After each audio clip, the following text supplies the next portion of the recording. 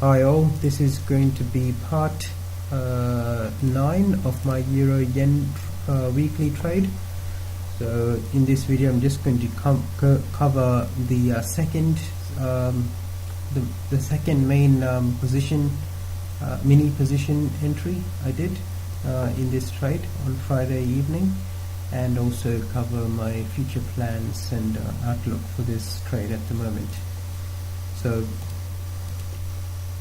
after that position adding trade that I cut too early, that actually worked out exactly as expected, I am at some later point around this time, around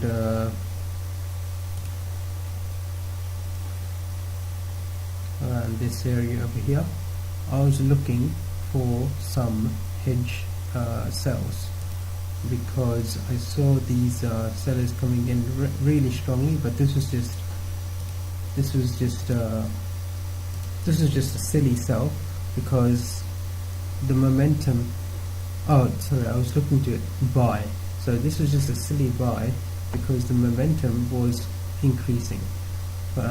Once these sellers came down, the momentum was increasing, and there isn't really a sort of failure structure just yet. So a failure structure for me would be if this thing is happening once price makes sort of this sort of structure. So if this push down was going to be over here, I would not look to buy there. I would look to buy only after another push up and another push down that failed to break this low. So that would have been, I think, the more correct way of playing this, but here it was not at all the correct way, because the momentum was just really increasing after prices made a higher high. So I'm not sure if the sellers from there are really the ones that have the power to take this lower. I need to see another attempt by the buyers, and then let the sellers try again from here, and then if they fail to break this low, that's when I would have had to get in. So that was the mistake on the buy entry there, and after that mistake, that mistake affected me, because I actually missed out on the next perfect buy entry. So next perfect buy entry was right there, and I identified it quite soon when that structure occurred, but I just did not take it because I identified it right after this candle, when I should have taken it right at that area. And I was not too desperate to catch it, even though the bigger trend is with me and everything. I think that was because I was a little bit lacking a little bit of confidence after this poor buy entry over here. So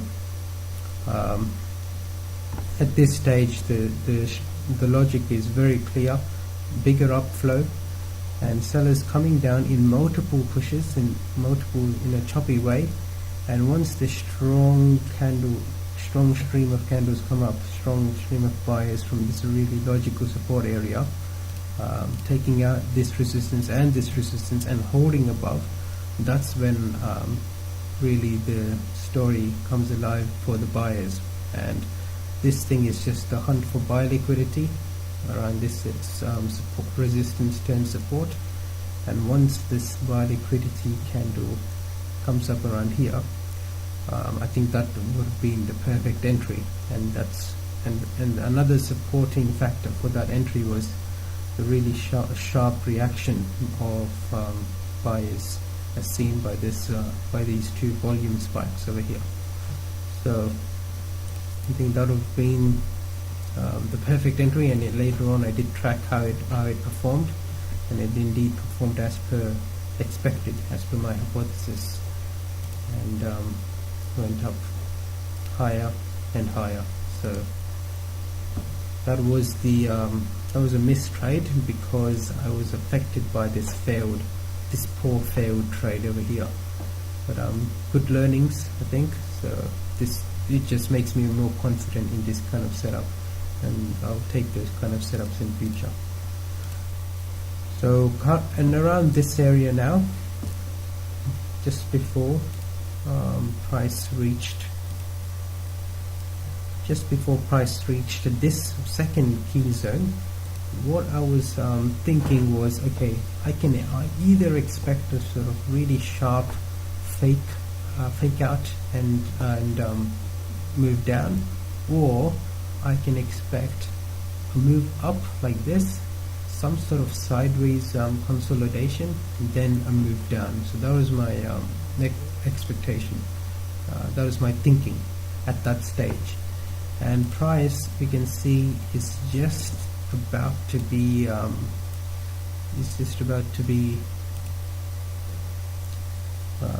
reacting from this area that I had there, and so my plan now is, I know that's the weekly target, but I know this is a really key area of resistance. I'm going to watch how price reacts at this area. I do not think this is going to be a fake out reaction anymore, because on the 1 hourly I see price holding on for a while. So I do not think this is a fake out. I think the likely scenario, if it is going to go down, is going to be some sort of distribution action to happen here, some sort of sideways range, especially on the 1 hourly, and then it will go down. But I think this sideways range is more likely to even happen on the 4 hourly, because this is such a huge move up. I would expect a longer period of distribution to happen before I expect it to come down.